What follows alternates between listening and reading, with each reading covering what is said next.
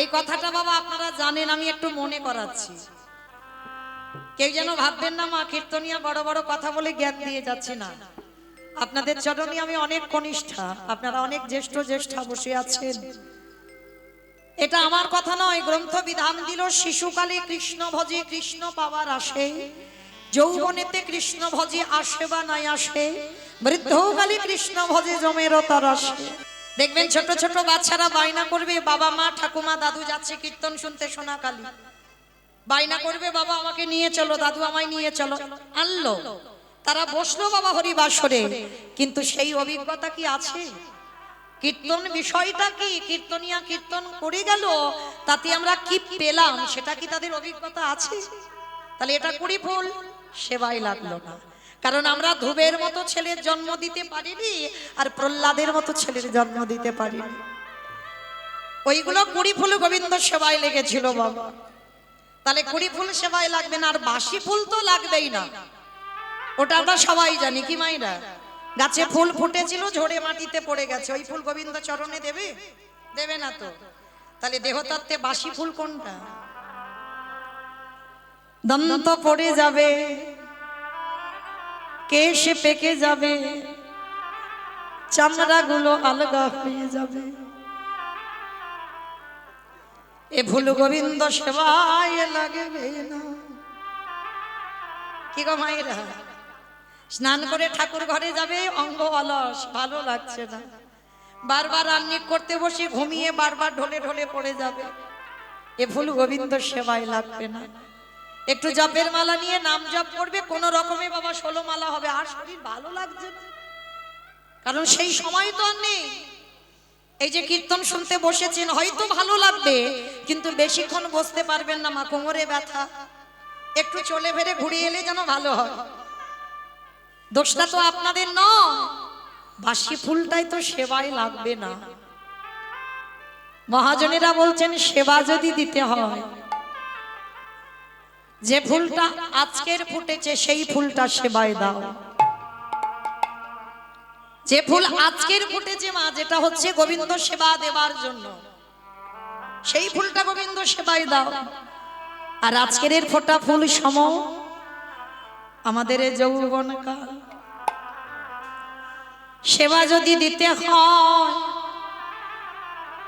ভজন যদি করতে হয়, সকাল সকাল ভজনে নামো, সকাল গড়ালে আরে ভজন হবে না। কি গো মাইরা, এটা আমার কথা নয়, আমার গোবিন্দ রাধা রানীর চরণ দুখানা ধরে বলল, রাধে গো ভক্তের যৌবনে বড়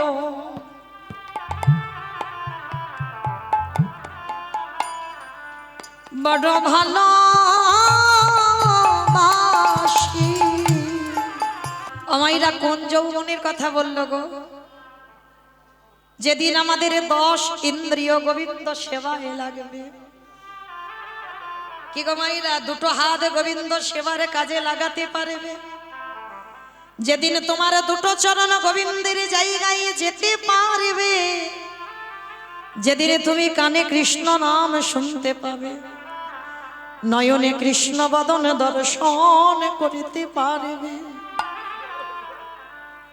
যেদিন তুমি জিহ্বায় কৃষ্ণ নাম বলতে পারবে, যেদিন 10 ইন্দ্রিয় গোবিন্দ সেবায় লাগাতে পারবে। কি গো মাইরা, বয়স হয়ে গেলে কোমরে ব্যথা, হাঁটুতে ব্যথা, বেশিক্ষণ দাঁড়াতে পারবে না। তুমি যে ভগবানের ধামে যাবে, যেতে পারবে না, কারণ হাঁটুর ব্যথা, চলতে পারছো না। এ ফুল গোবিন্দ সেবায় লাগবে।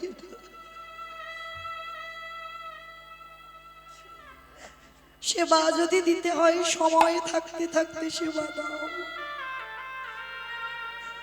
বেলা গড়িয়ে গেলে সেবা হবে না। যার জন্য মা আপনারা যারা রাধারানীর গোবিন্দের মাথুর লীলা শুনেছেন, অবশ্যই কীর্তন শোনেন মানে শুনেছেন বাবা মাথুর লীলা।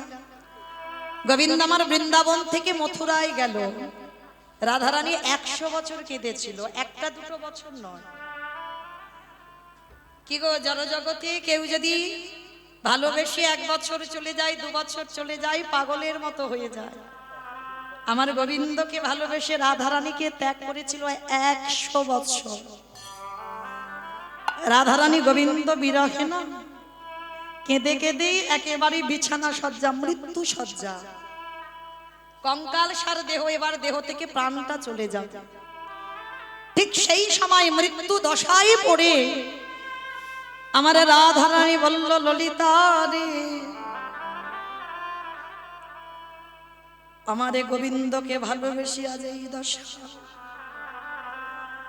কিন্তু তোদের চরণ ধরে আমি বলি না গেলাম, আমার মনে বড় ভয় লাগে। যেদিন আমারে গোবিন্দ ব্রজ ছেড়ে মথুরায় চলে গেল, কিন্তু সজনী রে, যদি কোনদিন আমার সাধনার ফলে আমারে গোবিন্দ যদি মথুরা থেকে ব্রজধামে ফিরে আসে, বলে বলে ও ললিতা, সেদিন আমারে গোবিন্দ যদি ব্রজে আসে, দেহে যদি আমার যৌবনে না থাকে, বলে বলে কি দিয়ে গোবিন্দে, গোবিন্দের সেবা সেবা দিব, আমার যৌবনে যদি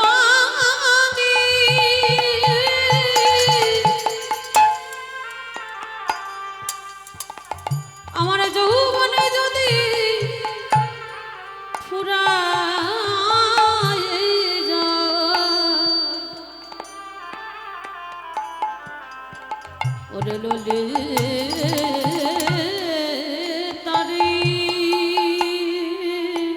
তোরা একবার বলে দে, আমি কি দিয়ে গোবিন্দ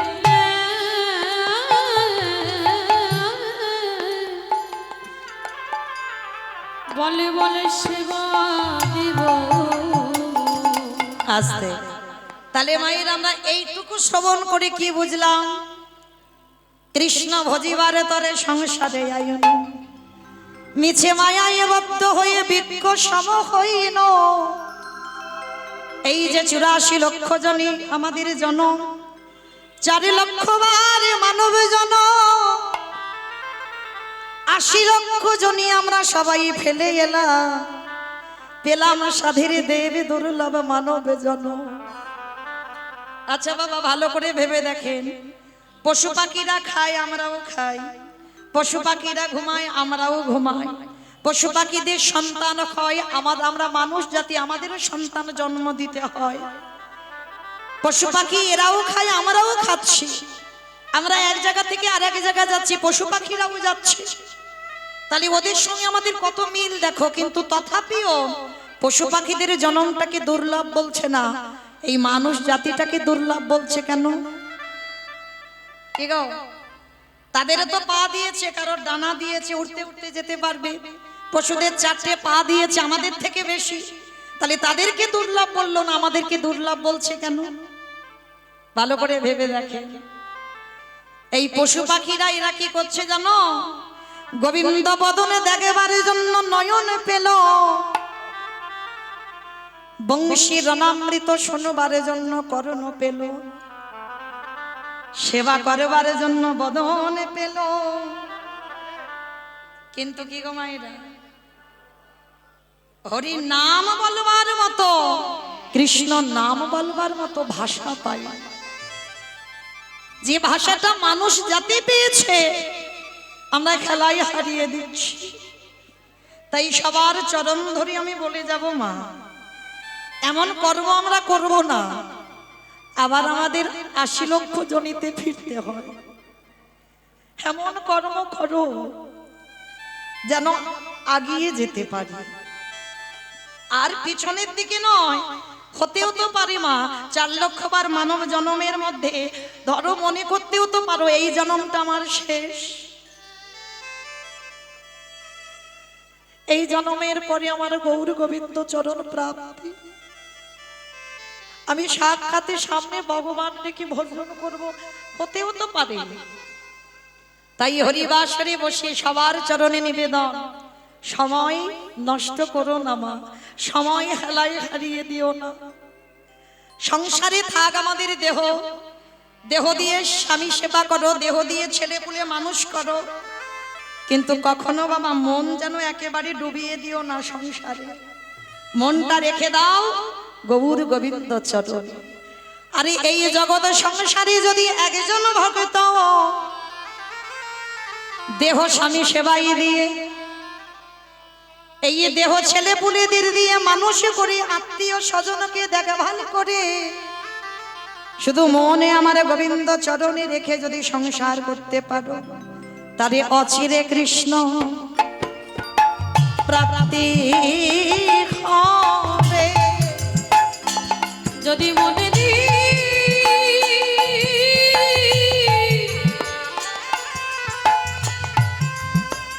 যদি মনে দি কৃষ্ণ সেবা করো, অচিরে কৃষ্ণ প্রাপ্তি হবে।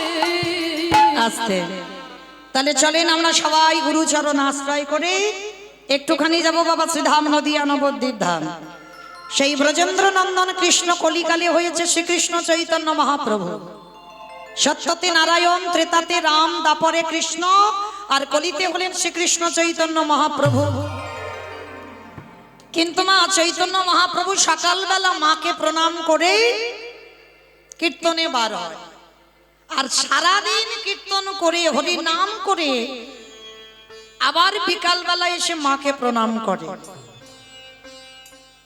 কি গো মাইরা, ভগবান যে কর্মটা করেছে সেটা আমরা কেউ পালন করতে পারবো না। ভগবান বলছে সম্ভব নয়। কেন?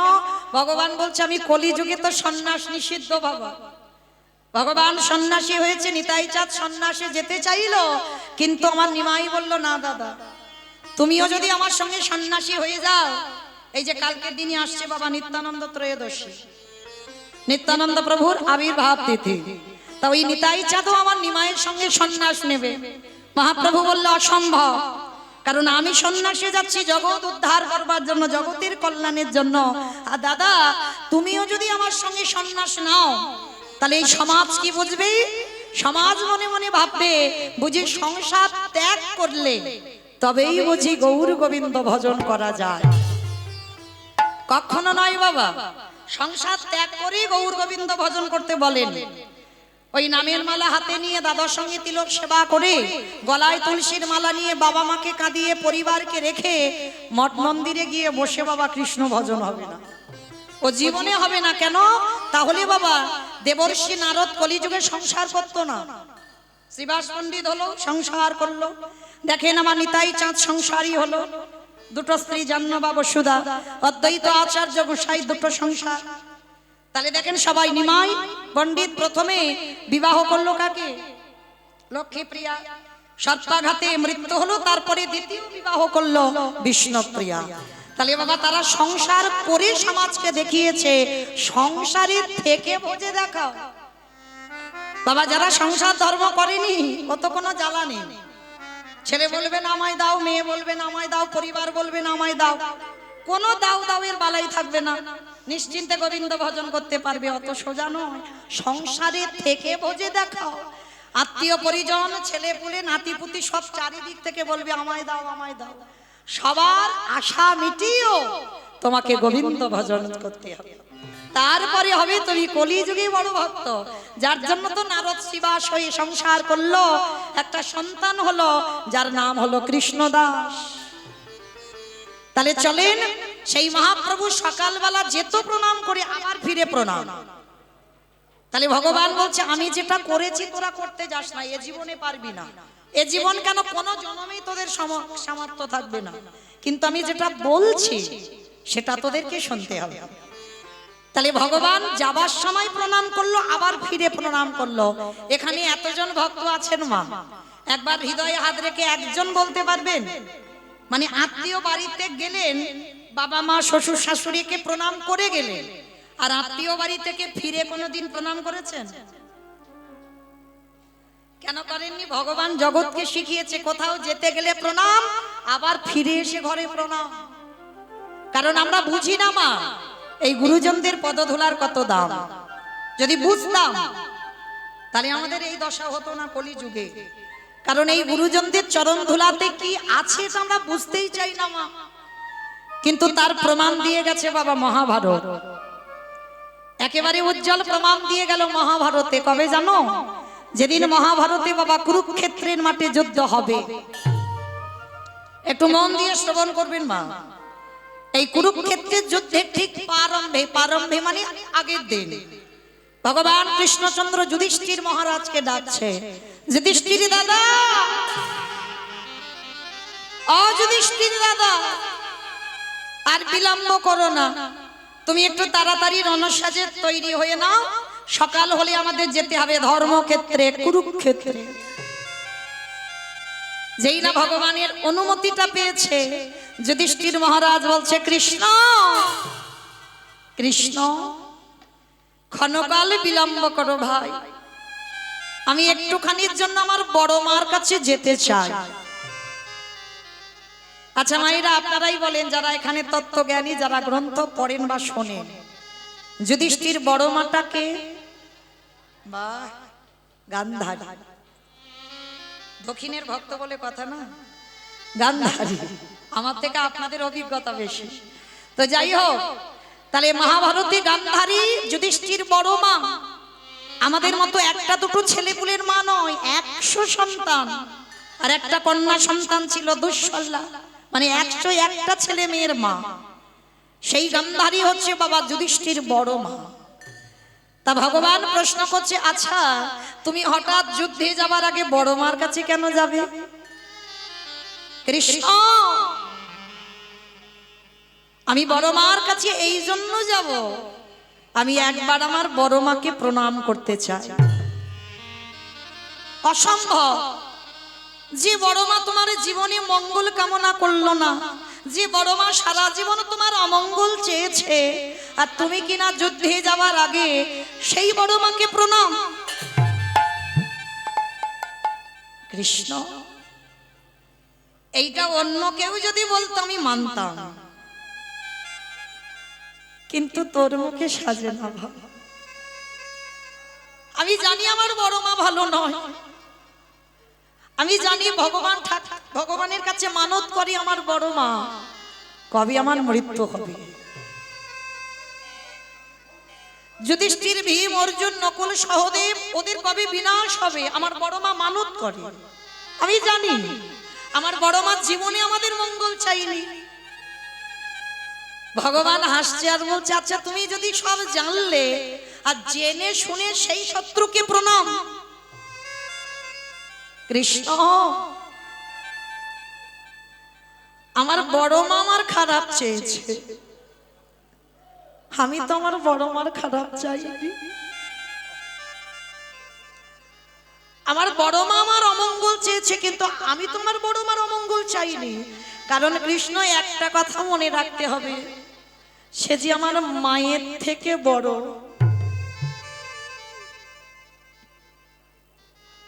এই হলো বাবা ধর্মপুত্র, যার পথ সর্বদাই ধর্মের পথ।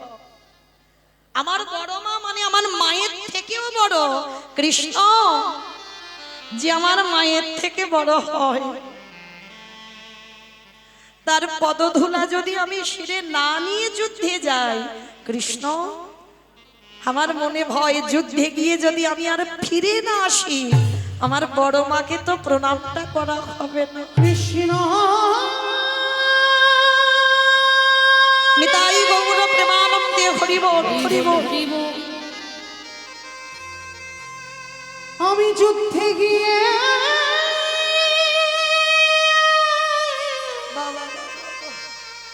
যদি ফিরে না আসি, কৃষ্ণ তবে আমার বড় মার চরণে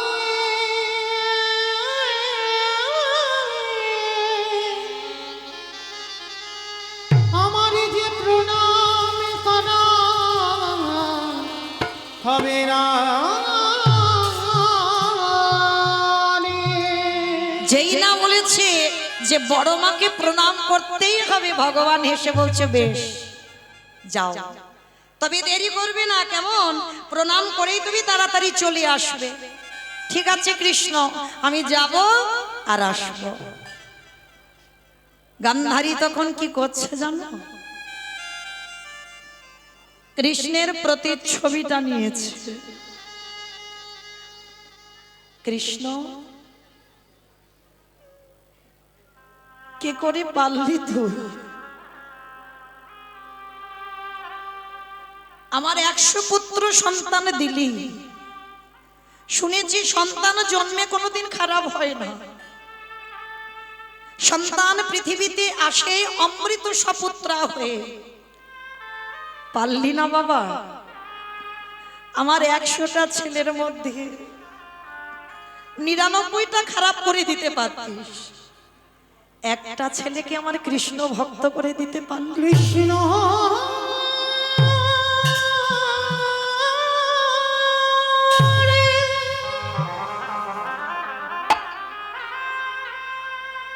একেবারে দেখা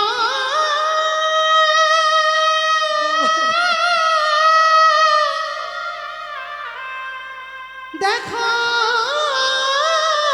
দে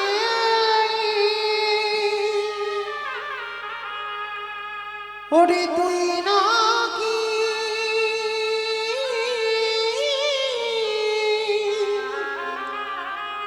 ভক্তি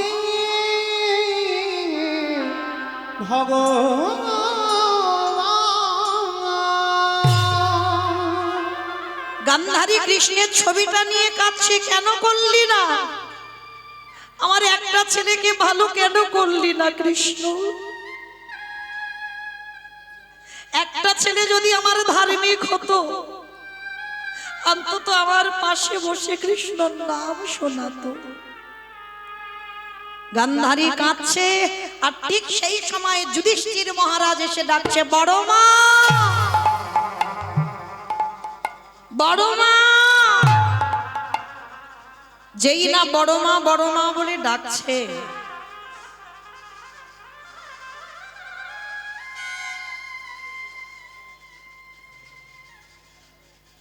গান্ধারী আমার যেই না দরজায় এসে দেখেছে যুধিষ্ঠির মহারাজ দাঁড়িয়ে আছে। আর যুধিষ্ঠিরকে দর্শন করা মাত্র গান্ধারী চমকে উঠেছে। যুদ্ধে যাওয়ার আগের দিন শত্রু দাঁড়িয়ে দরজায়। গান্ধারী রেগে গিয়ে বলল, কি চাস? কেন এসেছিস? ও, দেখতে এসেছিস তোর বড় মা কত সুখে আছে, তার 100টা ছেলে কালকে যুদ্ধে যাবে, আমাকে দেখবি বলে এলি? না বড় মা, আমি তোমাকে কষ্ট দেবার জন্য আসিনি, আমি তোমাকে ব্যথা দেবার জন্য আসিনি।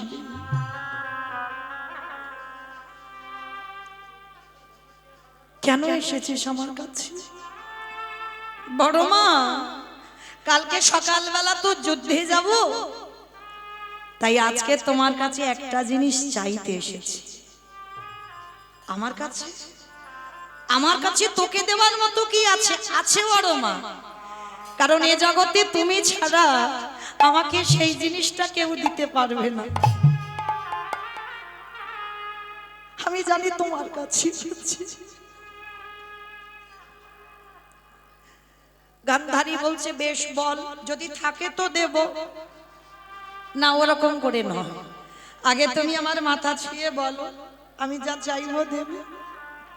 বললাম তো যদি থাকে দেব, মাথা ছোঁয়ার কি আছে?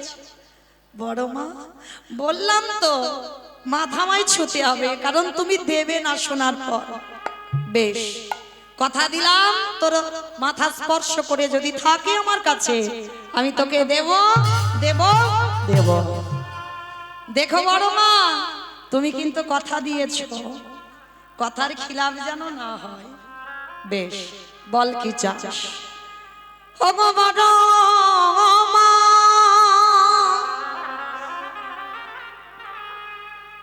তোমার চরণে আমার একটাই নিবেদন,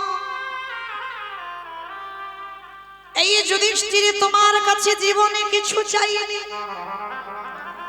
আজ প্রথমবার তোমার কাছে হাত পেতে চাইলা, তুমি আমার মাথায় হাত দিয়ে আশীর্বাদ করে দাও, যেন কাল যুদ্ধে গিয়ে যেন তোমার যুধিষ্ঠির মৃত্যু হয়ে যায়। চুপ কর, চুপ কর। তুই এমন করি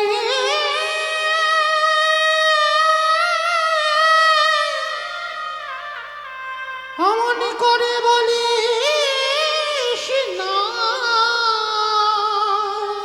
এ জগতে কোনো মা পারে না। আমি যে বড় মা হই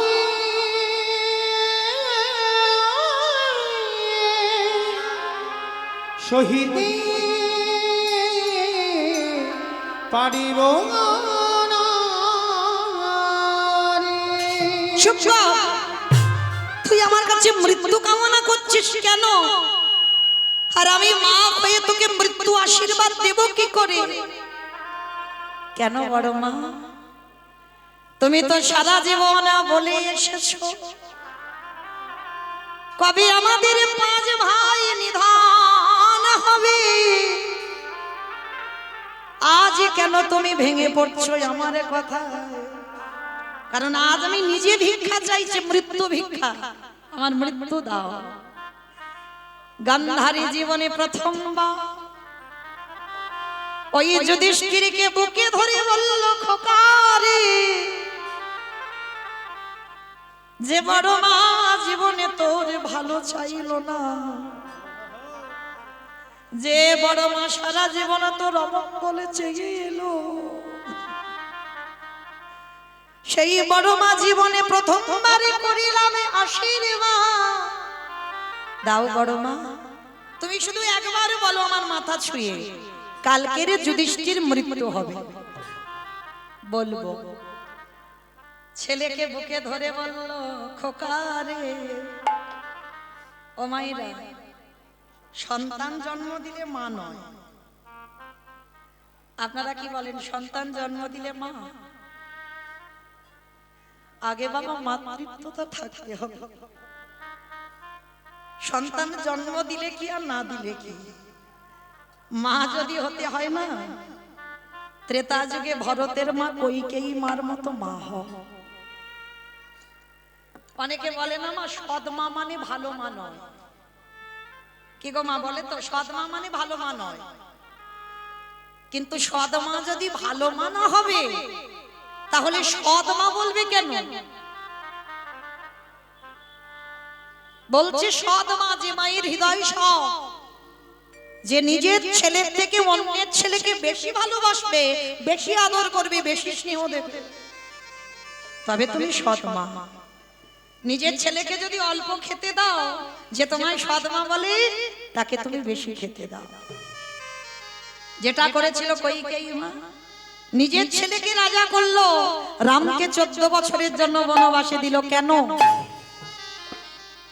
সবাই তো কইকেয়ী মার বাইরেটা দেখে নিল যে কইকেয়ী ভালো নয়। কেন? রামের সৎ মা বলে রামকে বনে পাঠিয়ে ভরতকে সিংহাসন দিল। এটা কারণ নয়। এটা যদি কারণ হতো বাবা, একবারও তো বললো না রাম 13 বছর বনে যাবে, একবারও তো বলেনি রাম 12 বছর বনে যাবে, একবারও বলেনি রাম 15 বছর বনে যাবে। একটাই কথা বলেছিল, রাম 14 বছর বনবাস। এই 14 বছর বেছে নিল কেন? কারণ আছে মা। কারণ যদি না থাকতো কইকেই হিসেব করে 14 করতো না। কারণ রাম জন্মাবার আগে সূর্য বংশে একটা অভিশাপ দেওয়া ছিল বাবা। মানে সূর্য বংশে যদি কোনোদিন পুত্র সন্তান আসে, সে যদি 25 বছরের আগে যদি রাজ সিংহাসনে বসে, রাজ্য অভিষেক যদি হয়ে যায়, তৎক্ষণাৎ তার মৃত্যু হবে। তারপরে তো পুত্রেষ্টি যজ্ঞ করে দশরথ পেয়েছিল রাম লক্ষ্মণ ভরত শত্রুঘ্নকে। তা যখন পেল বাবা, আনন্দে, মানে পুত্র এসেছে আনন্দে ভুলে গেছে অভিষেকে, সেই যে অভিশাপের কথা। তো যখনই ভুলে গেল না, কিন্তু একজনের মনে ছিল, সেটা আমার কইকেয়ী মা। রামের অভিষেক হবে 12 বছর বয়স। কইকেয়ী মার হৃদয়টা কেঁপে উঠল। আমার রাম সিংহাসনে বসলেই মৃত্যু, কারণ দশরথ ভুলে গেছে, স্বামী ভুলে গেছে। তাই ঘরে গিয়ে হিসেব করে নিল 12 বছর বয়স, 14 বছর বনে থাকবে। তাহলে 12 14 কত হলো মা? 28 26। বেশ, 25 বছরের আগে রাজা হলে বাবা তখন মৃত্যু হবে, তাহলে 26 হয়ে যাচ্ছে। তারপরে যদি রাম ফেরে, আজকে রাজ্য অভিষেক হলে আমার রামের মৃত্যু হবে না। তাহলে রামের থেকে 2 দিনের ছোট ছিল বড়। তাহলে এইবার আপনারাই বিচার করে দেখেন, এইবার আপনারা অনুভব করে দেখেন মা কাকে বলে। নিজের ছেলেকে সিংহাসন দিল কেন? মৃত্যু যদি হয় আমার ভরতের হোক, আমার রাম যেন ভালো থাকে। কিন্তু জগতে জানলাম আমরা কি কইকেয়ী মা ভালো না। তাহলে মা যদি হতে হয় কইকেয়ী মায়ের মতো মা খাও। তো আজকে ঠিক সেই রকম মহাভারতে গান্ধারী বলল, ওরে খোকারে, জীবনে মরণে জনমে জনমে যদি সত্যিকারের আমি বড় মা হয়ে থাকি, আমি প্রথম দিন তোর মাথায় খাদ দিয়ে করিলাম আশীর্বাদ। কি আশীর্বাদ দিলে বড় মা? শোন বাবা, ওরে যথা ধর্ম ওরে তথা জয় হো, নিতাই গৌর প্রেমানন্দে হরি বল। হক খায় গো যথা ধর্ম তথা জয় হো। ওরে খোকারে, এই জগৎ সংসার মাঝে যে জন ধর্মকে আঁকড়ে ধরে, স্বয়ং ধর্ম তারে রক্ষা করে। নিতাই গৌর হরি বল, হরি বল, হরি বল। আঁকড়ে ধরে স্বয়ং ধর্ম তারে রক্ষা করে। এই জগৎ সংসার মাঝে একজন ভক্ত যদি কৃষ্ণ চরণে আশ্রয় করে বসে থাকে, এই পৃথিবী এমন কোন ব্যক্তি জন্ম নেয়নি সেই কৃষ্ণ ভক্তকে নিধন করতে পারে। যেজন কৃষ্ণ নিতাই গৌর হরি বল, হরি বল। হরি বল, হরি বল।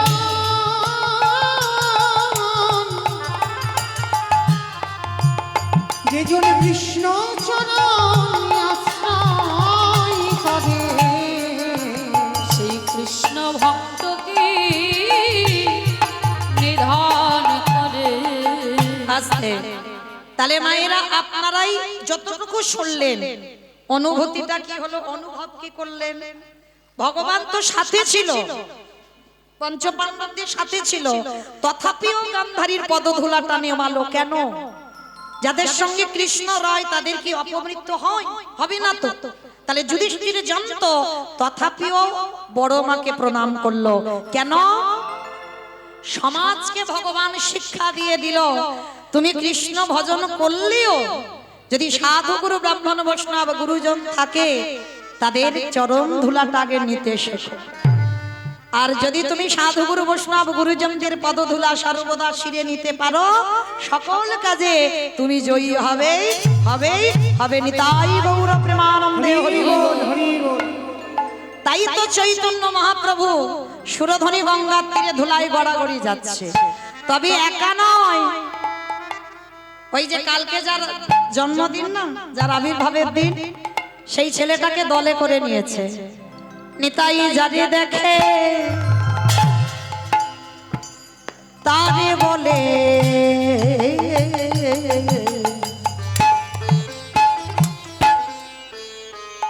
দন্তে তৃণ ধরি ধরি রে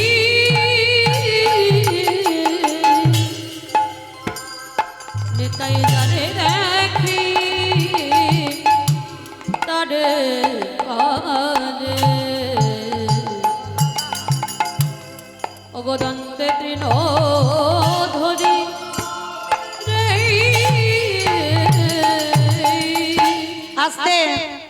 অমাইরা তৃণ মানে কি গো? তৃণ মানে খড়, ঘাস। বেশ, নিতাই চাঁদ দাঁতে ঘাস নিয়েছে, ভাবা যায়? আমার এইটা একটা কিরম মতো লাগছে না? ঘাস নেবে কেন? এই যে আমরা হরি নাম করছি, আমরা কি দাঁতে ঘাস নিয়ে হরি নাম করছি? করছি না তো। তাহলে নিতাই চাঁদ হরি নাম করছে, দাঁতে ঘাস নিচ্ছে কেন? কোনদিন ভেবেছেন? ভাবেননি?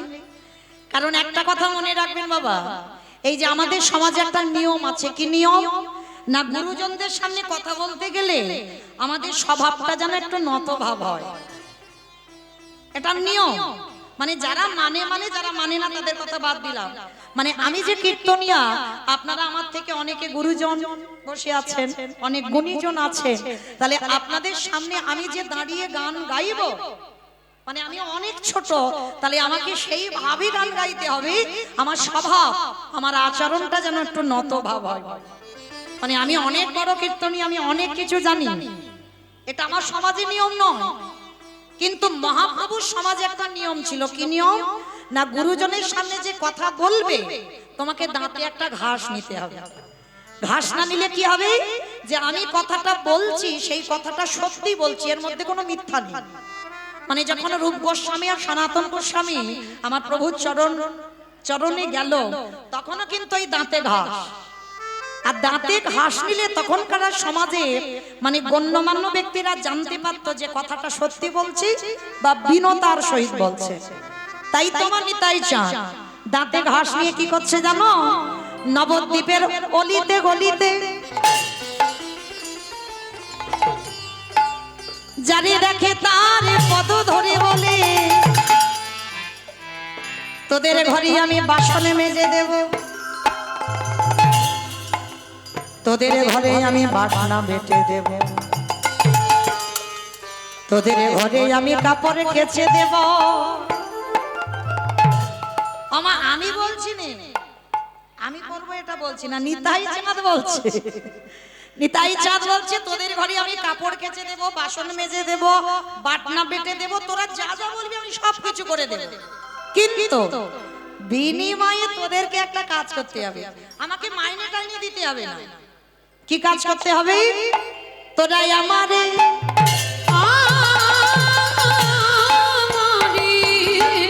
তোরাই আমারে কিনে গেল,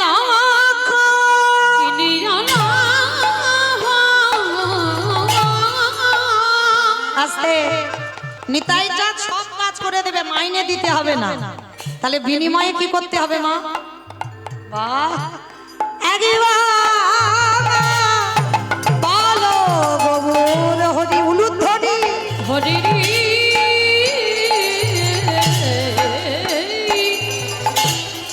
তোমরা আমারে কিনে আনা,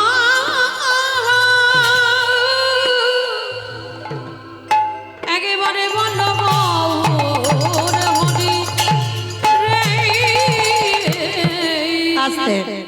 আমার নিতাই চাঁদ আপনাদের সোনাখালীতে এসেছে, মানে এত বড় হরিবাসর, এত দামি হরিবাসর আসবে না? হ্যাঁ, মানে কালকে জন্মদিনের কথা ভুলে গিয়ে আজকে চলে এসেছে। আর আজকে এসে নিতাই চাঁদ সোনাখালীতে কি করছে জানো? পাইকারি পাইকারি বলি, পাইকারি বলে পাইকারি। আস্তে।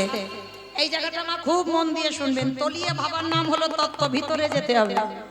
আচ্ছা বাবা, এখানে যখন ওই বাগান থেকে সবজি তুলে এক জায়গায় দিয়ে দেন, তাকে কি বলেন? সেল বলে, সেল।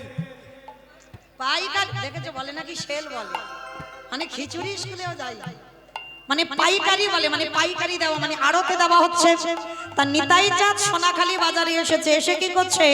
পাইকারি বলে পাইকারি। আর একটা মানে হচ্ছে বলি পাইকারি, পাইকারি বলি পাইকারি, পাইকারি বলে পাইকারি পাইকারি। আমার বুঝেছো? মানে এক জায়গা দিচ্ছে সোনাখালী, আড়তে দিচ্ছে বলে পাইকারি দেওয়া হচ্ছে। আর একটা মানে হচ্ছে পাইকারি, মানে হরিনামটা যে দেব তেমন মানুষ পাচ্ছি না। মানে পাইকারি আর পাইকারি। হ্যাঁ, এইটা হচ্ছে কীর্তন বাবা, বুঝতে হবে কথার মানেগুলো অনুভব করতে হবে। তাহলে এই যে নিতাই চাঁদ এসে বলছে সারা সোনাখালী বাজারে খুঁজে বেড়াচ্ছে, একটা ভালো জায়গা পাচ্ছে না। এ কীর্তন হলে কি হবে বাবা? ঠিক ঠিক হচ্ছে না, এখানেও দিচ্ছে না। শেষে কোন জায়গা দিয়েছে জানো? দোকানে, দোকানি ওই দোকানে ওই দোকানি আমাইরা মিষ্টি দোকান, মুদিখানা দোকান, সোনার দোকান, হার্ডওয়্যার দোকান, কোন দোকানে দিল? ফুচকা দোকানে। ফুচকা দোকানে হরিনাম দিল নিতাই এসে। বাহ, কে বলেছে কীর্তন বোঝে না? কে বলেছে তত্ত্ব বোঝে না? দোকানে ওই দোকানি যারা দোকানে খুলে বসে আছে, বলে নাম দিল দোকানি, যারা দোকানে খুলে বসে আছে, বলে নাম দিল দোকানি। এত বলি নিতাই চাঁদ ভূমি গড়ি যা,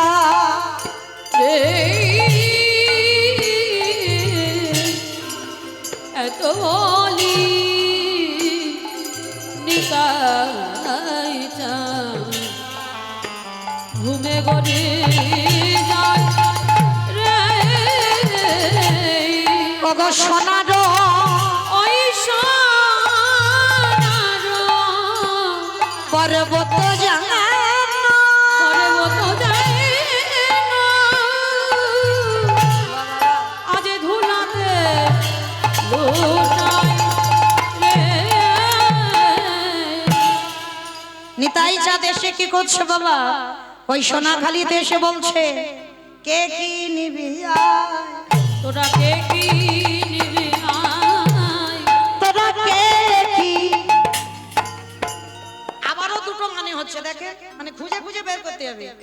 কে কিনবি, কে কি নিবি আয়, তোরা কে কি নিবি আয়, ওই না গোলকের অমূল্য ধন উলুধ্বনি, নিবি আয়, ওই গোলকের অমূল্য ধন তোরা কে কি নিবি আয়, দাঁড়ে দাঁড়ে বিলাইছে, দাঁড়ে দাঁড়ে বিলাইছে, নিতাই দাঁড়ে দাঁড়ে বিলাইছে, দাঁড়ে দাঁড়ে বিলাইছে, ওগো মধুমাখা কৃষ্ণ নাম, দাঁড়ে দাঁড়ে বিলাইছে, ওগো মধুমাখা কৃষ্ণ নাম, বিলাইছে, মধুমাখা কৃষ্ণ নাম, দাঁড়ে দাঁড়ে বিলাইছে, বলি মধুমাখা কৃষ্ণ নাম, দাঁড়ে বিলাইছে, ওই নিতাই গৌর হরিও, দাঁড়ে দাঁড়ে বিলাইছে, দাঁড়ে দাঁড়ে বিলাইছে গো, দাঁড়ে দাঁড়ে বিলাইছে।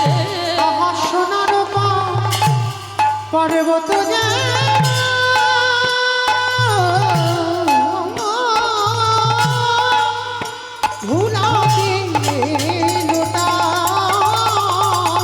ভোলাতে লুটা, হ্যাঁ নয় অবতারে যারে রতি না জন্মিল, তিনা জন্মিল,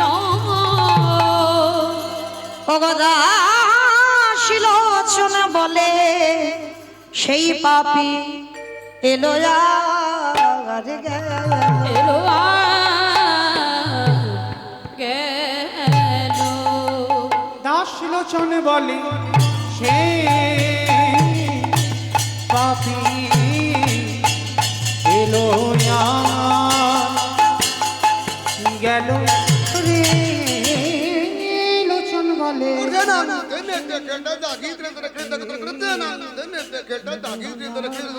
বলে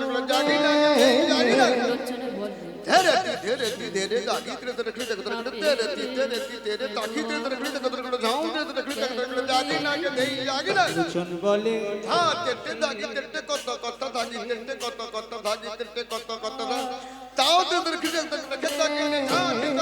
লোচন বলে এলো আর গেল রে।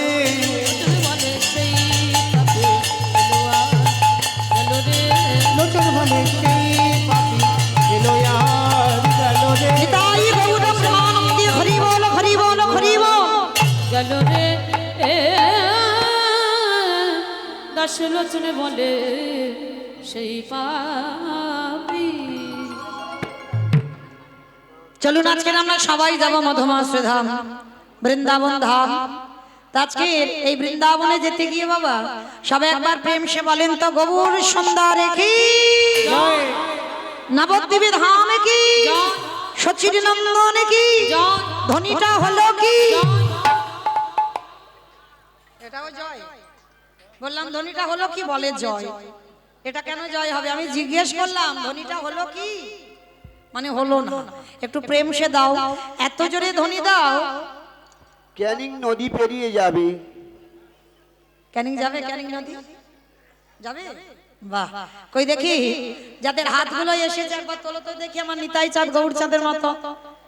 আমার জন্য নয় কিন্তু, নববিধা ভক্তিতে শেষে বললেন আত্মনিবেদনম, আর আত্মনিবেদন না হলে কৃপা হবে না।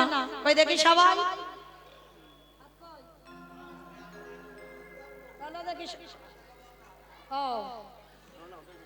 সবাই দেখি একসঙ্গে এদিকটায় চলো সবাই একসঙ্গে। কই যারা বসে আছেন বাইরে, চলো দেখি একসঙ্গে প্রত্যেকে বলবে। কেমন ওই জায়গাটা ধসে গেল কেন? এই ধসা রোগটা ভালো নয়, সব ওখান থেকে পড়ে যাবে। তোলো দেখি একসঙ্গে সবাই বলো, গৌর সুন্দরী কি, নবদ্বীপে ধাম কি, সচির নন্দন কি, বিষ্ণু প্রিয়া কি, নিতাই চাঁদ কি, ভক্ত বৃন্দ কি, হরিবাসন ধাম কি, সাধু গুরু বৈষ্ণব কি, আপন আপন গুরুচরণ কি, কমিটি ভাই সব কি, হরিনাম যজ্ঞ কি, মহাপ্রসাদ কি, আজকের আনন্দ কি, নিতাই গৌর প্রেমানন্দে।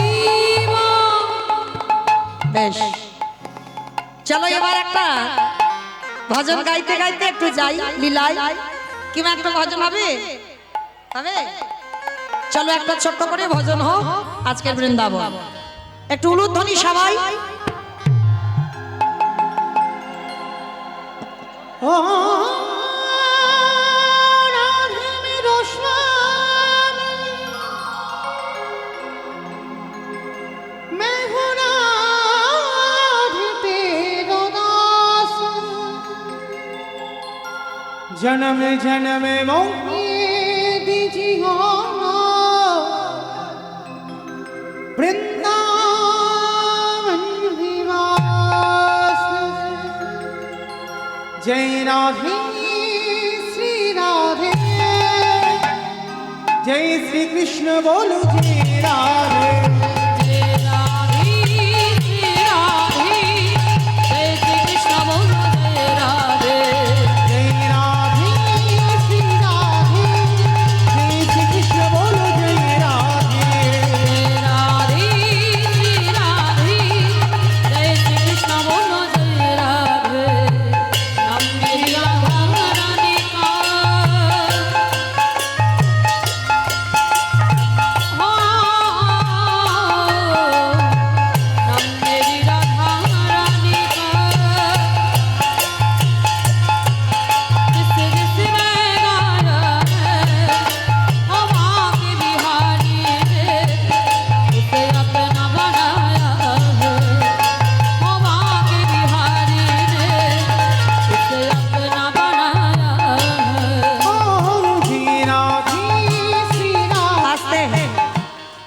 আমি আর আমার সম্প্রদায় যাবো, আর কেউ যাবো না? শরীর টানে না কেন গো? কদিন কীর্তন হচ্ছে, শরীর টানছে না? আজ প্রথম দিন। হাই ভগবান, তাহলে এখনো তো আছে সময়। তাহলে আজকের দিনটা আমি রিহার্সাল দিয়ে যাচ্ছি, এরপরে ফাইনাল হবে। কেমন? তাহলে দেখি একবার আমার সঙ্গে হাত দুটো সবাই একসঙ্গে তালে তালে করো তালি। কেমন?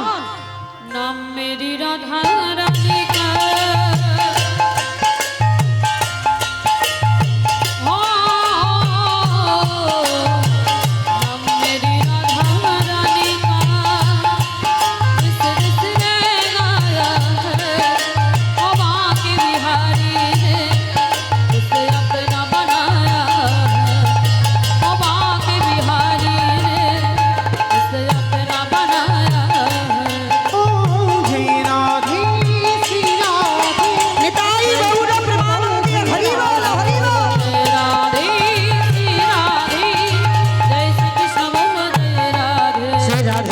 রাধে রাধে আস্তে আমা একটু রাধে রাধে বলবে না, বলবে তো?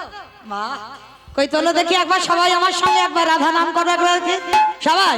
শ্রী রাধে শ্রী রাধে শ্রী রাধে শ্রী রাধে শ্রী রাধে শ্রী রাধে শ্রী রাধে শ্রী রাধে শ্রী রাধে শ্রী রাধে শ্রী রাধে শ্রী রাধে শ্রী রাধে শ্রী রাধে শ্রী রাধে শ্রী রাধে নিতাই গৌর প্রেম দিয়ে হরি রাধে রাধে রাধে রাধে जय राधे श्री राधे जय श्री कृष्ण बोलो जय राधे ও জয় শ্রী কৃষ্ণ বলো জয় রাধে बोलो जय श्री कृष्ण बोलो जय श्री कृष्ण बोलो जय राधे প্রেম সে বলো রাধা রানী কি দূর জয় হয়নি, এত ভক্তের এইটুকু নাকি আওয়াজ।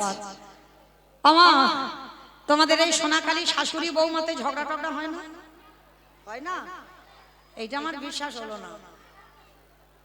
হয়, সব মিল আছে, একটু হয়তো হয় না। মানে কি লক্ষ্মীমন্ত শাশুড়ি, শাশুড়ি নাকি শাশুড়ি হয়েছে? বাহ, মানে খুব ভালো শাশুড়ি, মানে বউয়ের নামে নিন্দে করছে না। আচ্ছা একটু তো হয়, আমার এলাকায় নয় বেশি হয়, এখানে একটু কম হয়। আচ্ছা ওই শাশুড়ি বৌমাতে ঝগড়া হলে যেমন গলাটা বার হয়, একটু ওই আওয়াজটা বের করো দেখি একবার, গলাটা ছেড়ে বলো, বলো রাধা রানী কি। তার মানে ঝগড়া হয়। বৃন্দাবনেশ্বরী কি, যমুনা মাইয়া কি, নন্দগাম কি, উঁচা নাম কি, বর্ষা নাম কি, ভক্তবৃন্দ কি, হরিবাসর ধাম কি, সাধুর বৈষ্ণব কি, আপন আপন গুরুচরণ কি, হরিনাম যজ্ঞ কি, মহাপ্রসাদ কি, আজকের আনন্দ কি, নিতাই গৌর প্রেমানন্দে। পৌঁছে গেলাম আমরা সবাই বৃন্দাবন। আজকের আমাদের আলোচনার বিষয় আস্বাদনের বিষয়। ষোড় গোস্বামীর মধ্যে এক গোস্বামীকে নিয়ে আমরা আলোচনা করব, যাদের পদ আমরা অবলম্বন করে আমরা কৃষ্ণ ভজনের পথে এগিয়ে যাচ্ছি। বাবা, যে ষোড় গোস্বামীর পদ আমরা ভজনে উচ্চারণ করি, যারা ভক্তি পথে গেছেন, অবশ্যই এই ছজনের নাম বদনে বলতে হয়। শিরূপ সনাতন ভট্ট রঘুনাথ,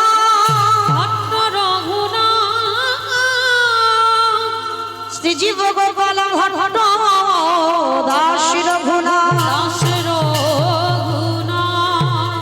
এই ছয় গোসাইয়ের করি চরণ বন্দন,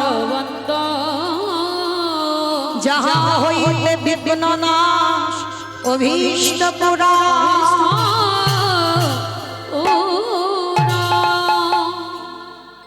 শিরূপ সনাতন ভট্ট রঘুনাথ, শ্রীজীব গোপাল ভট্ট দাস রঘুনাথ, এই ছজন গোস্বামী মা। এই ছজন গোস্বামীর মধ্যে আজকের আমার লীলা হবে, আস্বাদন হবে একটা গোস্বামীকে নিয়ে, যে গোস্বামীর নাম হলো রঘুনাথ দাস গোস্বামী। আজকের আমাদের আস্বাদন হবে রঘুনাথ দাসের বৈরাগ্য। এই যে রঘুনাথ দাস, বাড়ি ছিল আদি সত্যগ্রাম, হুগলি জেলা। মানে হুগলি জেলাটা বাবা বড় ধন্যাতি ধন্য। কেন জানো? যেমন শুধু বাবা তারকেশ্বরের মন্দির নয়, ওটা জাগ্রত মন্দির হলেও ওর থেকে আরো মূল্যবান জায়গা রয়েছে, যেমন অভিরাম ঠাকুরের শ্রীপাঠ। যারা যাবেন হুগলি কৃষ্ণনগর, নদিয়া কৃষ্ণনগর নয়, হুগলি জেলায় কৃষ্ণনগর আছে, ওই কৃষ্ণনগরে ওখানে অভিরাম ঠাকুরের শ্রীপাঠ। আর এই অভিরাম ঠাকুর হচ্ছে শ্রীদাম সখা। কারণ যারা যারা ব্রজে ছিল বাবা সবাই কিন্তু নদিয়ায় এসেছে। এই যে আপনাদের কপালে চন্দনের টিপ রাধে রাধে দিয়েছে না, এইটা প্রথম শ্রীবাস অঙ্গনে যখন মহাপ্রভু হরিনাম করছিলেন, দাদা নিতাই চাঁদকে বলেছিল, দাদা তুমি সবাইকে একবার ভালো করে খুঁজে দেখে নাও তো সবাই এলো কিনা, হ্যাঁ ভালো করে বোঝেন। সেই দিন থেকে এখনো চলে আসছে বাবা, হরিবাসরে বসলে কপালে চন্দনের ফোঁটা। কেন? আমার মহাপ্রভু আদেশ দিয়েছিল নিতাই চাঁদকে, দাদা দেখে নাও সবাই ব্রজ ছেড়ে ফিরেছে তো। তা যেই না একটা একটা করে দেখছে, দেখতে দেখতে বলল, ভাই সবাই ফিরেছে কিন্তু একজনকে তো দেখতে পাচ্ছি না। বলে সে কে? বলে আমাদের শ্রীদাম কই? সঙ্গে সঙ্গে আমার প্রভুর মাথায় হাত, ইচ্ছা সর্বনাশ, আমি তো শ্রীদামকে ডাকিনি। সবাইকে ডেকে বাবা ঘরে ফিরিয়েছিল কিন্তু শ্রীদামকে ডেকে ঘরে ফেরাইনি। কারণ আপনারা জানেন যেদিন ব্রহ্মা কৃষ্ণের ধেনুর পাল চুরি করে বাবা গুহতে লুকিয়ে রেখেছিল, কেন? ভগবান চিনবে বলে। মনে মনে অহংকার হলো না, ভগবান যে সে গরু চড়াবে কেন, ভগবান যে সে ব্রজ রাখাল দিন এঁটো খাবে কেন, এঁটো খাচ্ছে খা, কাঁধে চড়াচ্ছে চড়া, আবার রাখাল্লা খাবে তার ওই মুখের ভিতর থেকে টেনে খাবে। এটা তো ভগবান নয়, কি করে ভগবান হতে পারে? আর প্রমাণ করবার জন্য রাখালগণদের গরুগুলোকে চুরি করে রেখে দিল কোথায়? গিরি গোবর্ধনের পর্বতের গুহাতে লিখে দিল লুকিয়ে। তো প্রভু যখন জানতে পারলো বাবা নিজেই ব্রজ রাখাল হলো, মানে শ্রীরাম সুদাম দাম বসুদাম মধুমঙ্গল, মানে নিজেই 24 জন বন্ধু হয়ে, মানে নিজেই এক এক রূপে গরু বাছুর হয়ে যে যার ঘরে গেলেন। আর যখনই গেলেন ব্রহ্মা মনে মনে চিন্তা করলো, তার মানে আমি এদের চুরি করে রাখলাম আর ওদিকে যে যার সব ঘরে চলে গেল, এটা কি করে হলো? যখন ব্রহ্মার অহংকার চূর্ণ হয়ে গেল, কিন্তু গোবৎস চুরি করার অপরাধে তার জন্য সেই ব্রহ্মাকে কলিযুগে আসতে হলো বাবা। জন্মটা ব্রাহ্মণের ঘরে হলো কিন্তু লালন পালন হলো মুসলমানের ঘরে। এই যে গরু চুরি করলো, যার জন্য মুসলমানের ঘরে লালন পালন হলো, নাম হলো হারেশ। পরবর্তী দিনে হলো যেমন হরিদাস, ইনি ছিলেন সৃষ্টিকর্তা ব্রহ্মা, অহংকার চূর্ণ করেছেন ভগবান। তা ভগবান আবার কি করেছে, যখন বৃন্দাবন মানে দাপর যুগ শেষ, সবাইকে ডেকে ডেকে এনেছে, কিন্তু শ্রীদাম সখার কথা ভুলে গেছে ভগবান। আর ওই গুহর ভিতরে শ্রীদাম সখার অভিমান হলো, কানাই সবাইকে তুই ডাকলি, কই একবারও তো তুই আমাকে ডাকলি নেই। আমিও প্রতিজ্ঞা করলাম যতদিন না তোর আমার কথা মনে পড়বে, যতদিন না তুই আমাকে ডাকবি আর নিজে যদি না নিতে আসিস, আমি এখান থেকে বেরোবো না। আজও আছে বাবা, গিরি গোবর্ধনে যাবেন যারা পরিক্রমায় যায়, গিরি গোবর্ধনের পর্বতের নিচে আছে যে গুহাটার নাম হলো ধোকা গুহা। মানে কৃষ্ণ ধোকা দিয়েছে, সবাইকে ডেকেছে, ওরে ডাকেনি, ওই জন্য গুহাটার নাম হলো ধোকা গুহা। তো এই যে যখনই ডাকলো না, দাপর যুগ শেষ, কলিযুগ চলে এলো। আর যখনই কলিযুগ চলে এলো মা, ওই যে কপালে চন্দন দিয়ে দিয়ে নিতাই চাঁদ দেখে নিল সবাই ফিরেছে, শ্রীরাম আসেনি। মহাপ্রভু বলল, দাদা তুমি এক্ষুনি যাও বৃন্দাবনে, আমার শ্রীরামকে এক্ষুনি ডেকে আনো। নিতাই চাঁদ ছুটে গেল আর গিয়ে দেখছে বাবা সেই ধোকা গুহার ভিতরে কে যেন কৃষ্ণ কৃষ্ণ কৃষ্ণ বলে কাঁদছে। একেবারে গুহার মুখেতে বড় একটা পাথর ঢাকা দেওয়া আছে। নিতাই চাঁদ পাথরটা সরিয়ে দেখে না, ইহা একটা লম্বা চওড়া ছেলে। কেন? সত্যের মানুষ 21 হাত, ত্রেতার মানুষ 14 হাত, দাপরের মানুষ 7 হাত, কলির মানুষ যে যার হাতে 3.5 হাত। তাহলে কলিযুগে নিতাই চাঁদ আর দাপর যুগে শ্রীদাম সখা, মানে 7 হাত। কত লম্বা!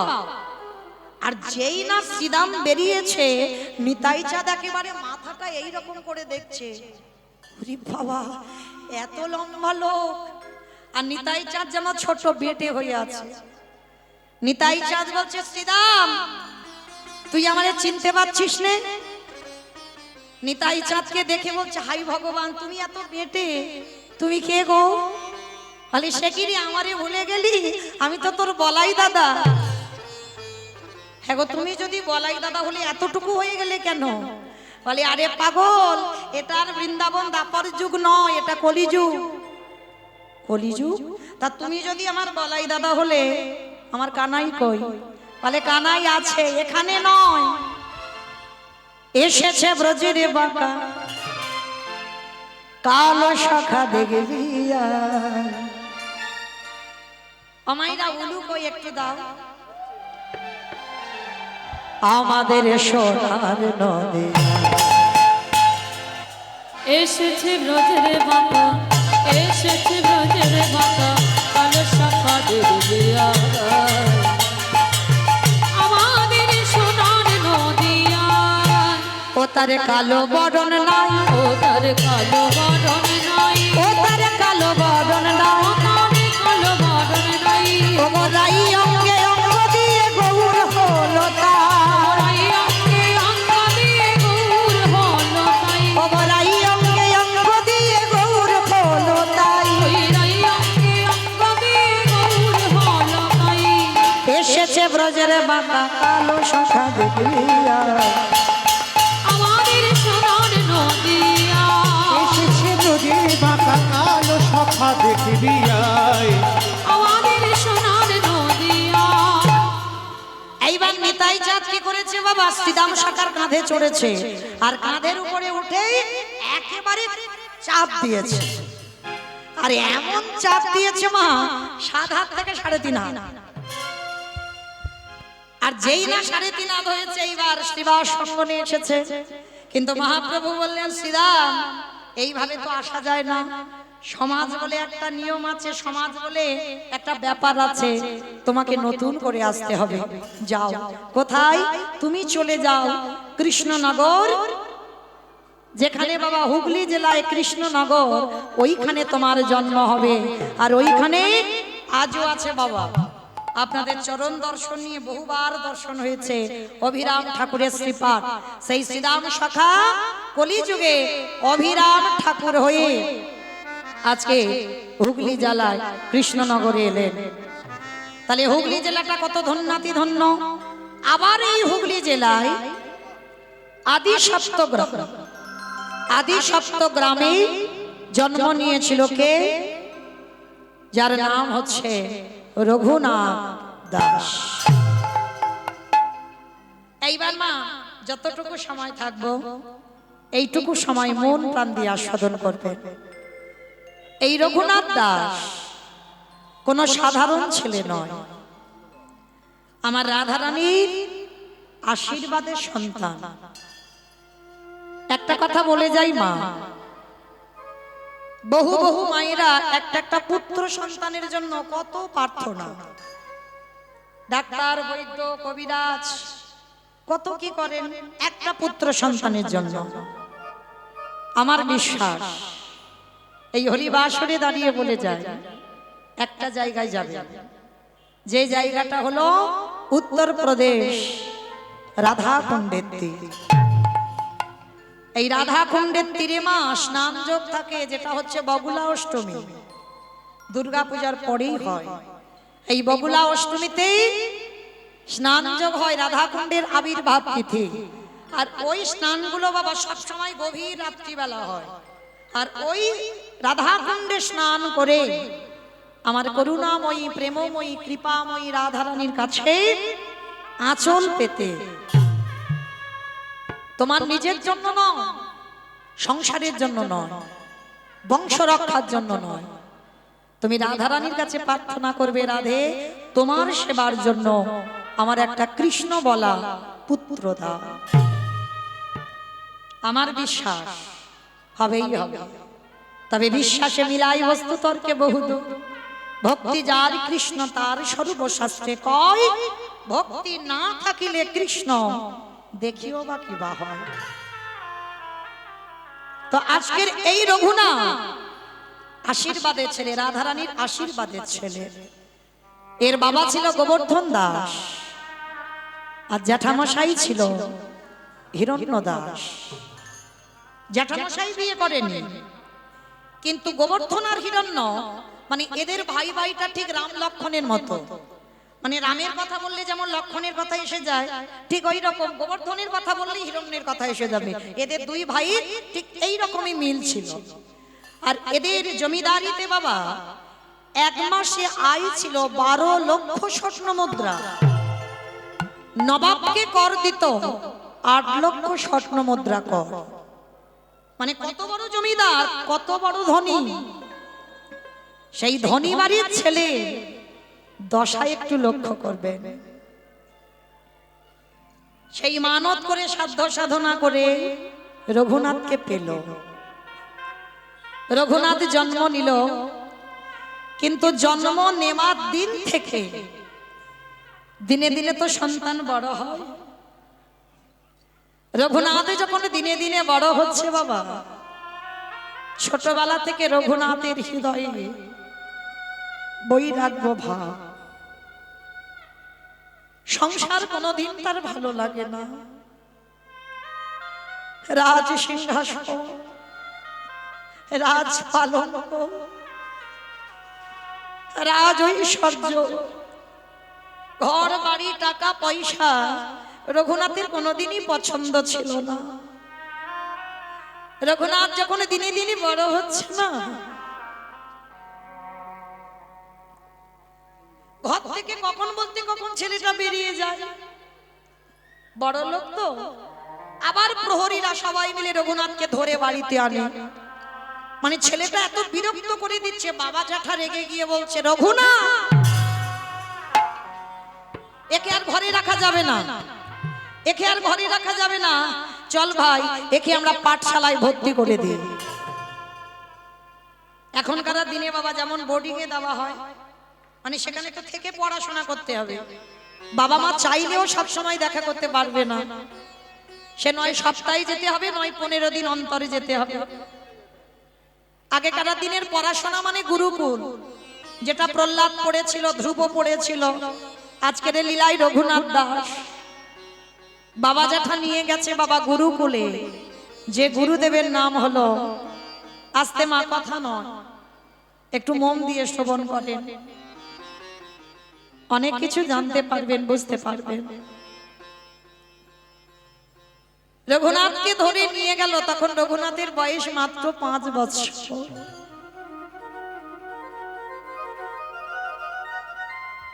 গুরুকুলে নিয়ে গেল। বলদেব আচার্য দেখা মাত্র বলে উঠলেন, গোবর্ধন তোমরা ক্ষমা করে দাও ভাই, এই রঘুনাথকে আমি আশ্রয় দিতে পারবো না। কেন? বড় লোকের ছেলে বাবা খাম খেয়ালি ছেলে হয়। কি গো মা, ভুল বললাম? বড় লোকের ছেলেরা একটু জেদি হয়, মানে যখন যেটা লাগবে চাই তো চাই। এই খামখেয়ালি পনার জন্য বলদেব আচার্য রঘুনাথকে রাখবে না। গোবর্ধন আর হিরণ্য বলল, গুরুদেব আপনি তো জানেন না আমাদের রঘুনাথের চরিত্র কেমন, একটু আশ্রয় দেন। আশ্রয় দিলে 2 দিন থাকলে বুঝতে পারবেন। হ্যাঁ, তবে 2 দিনের মধ্যে যদি বুঝতে পারেন আমাদের রঘুনাথের স্বভাব ব্যবহার আচার কিছু ভালো লাগছে না, খবর দেবেন, আমরা নিয়ে যাব। ঠিক আছে, তোমরা যখন বলছো আমি 2 দিন দেখব এই রঘুনাথের আচার আচরণ। রঘুনাথকে রেখে চলে গেল। রঘুনাথ খুব খুশি, কেন জানো? রাজ ঐশ্বর্য তো তার জন্য নয়। আমাদের ছেলে মেয়েদের যদি কোথাও গুরুকুলে রেখে আসো, বোর্ডিং এ রেখে আসো, প্রথম প্রথম কান্নাকাটি করবে, কিন্তু রঘুনাথের কোনো কান্না নয়, কোনো বাইনা নয়, বড় খুশি রঘুনাথ। বলদেব আচার্য তখনকার দিনের পড়াশোনা মানে ভাগবত। গুরুদেব ভাগবত পড়তে বসেছে, ছোট্ট ছোট্ট পড়ুয়ারা বসেছে ভাগবত শুনতে। তা ভাগবত পড়ছে, সমস্ত ছোট ছোট ছেলেরা তারা কত হাসি ঠাট্টা গল্প করছে, আর রঘুনাথ ওইটুকু ছেলে সবার সামনে বসে বসে নয়ন জলে বুক ভেসে যাচ্ছে।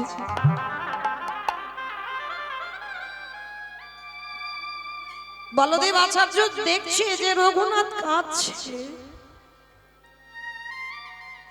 যেই না রঘুনাথের চোখের জল তা ভাগবতরা রেখে দিয়ে গুরুদেব বলদেব আচার্য রঘুনাথের কাছে গেছে। রঘুনাথ,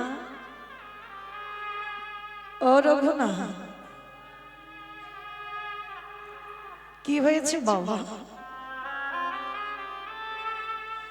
তোমার কি বাবা মা জ্যাঠার জন্য মন খারাপ?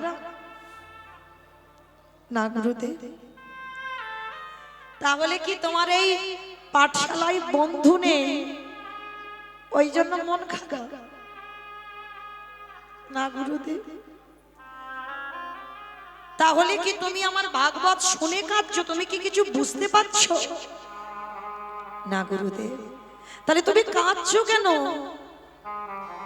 গুরুদেব, আমি কাঁদছি একটাই কারণ, সেটাই তো জানতে চাইছি, কেন কাঁদছো বাবা? তুমি এতটুকু ছেলে, এরকম ভাবে কেউ কাঁদে? গুরুদেব, আমি এমনি এমনি কাঁদছি না, তুমি বলতে পারবে গুরুদেব আমি কি তারে পাবো না? রঘুনাথ, কার কথা বলছিস বাবা? কে সে? বল না বাবা, কি সে? গুরুদেব, তোমার চরণে আমার নিবেদন, আমি কি কৃষ্ণ চরণ পাবো না? ওগো গুরু পিতাই গৌর প্রেমানন্দে হরি বল।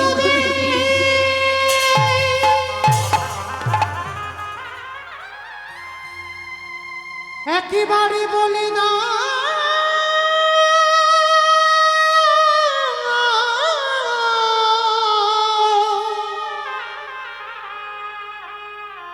আমি কোথা গেলে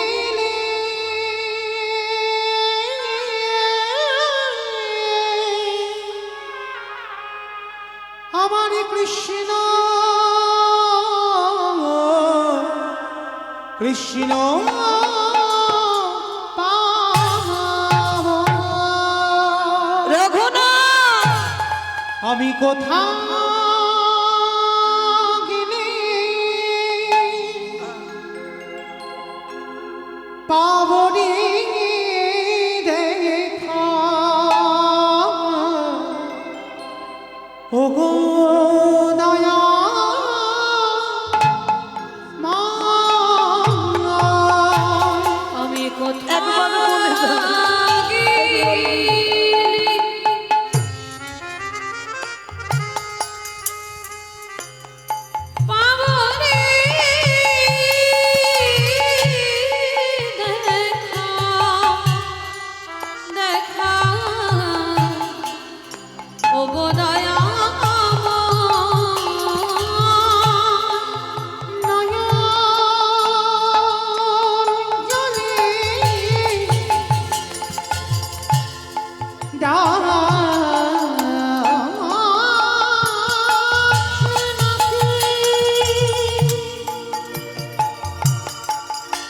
প্রভু তোমার কৃপা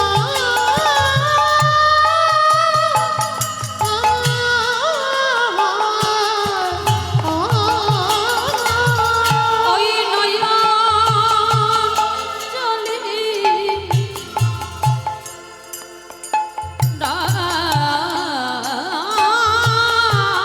ডাকলে নাকি একবার বলে দাও। তোমার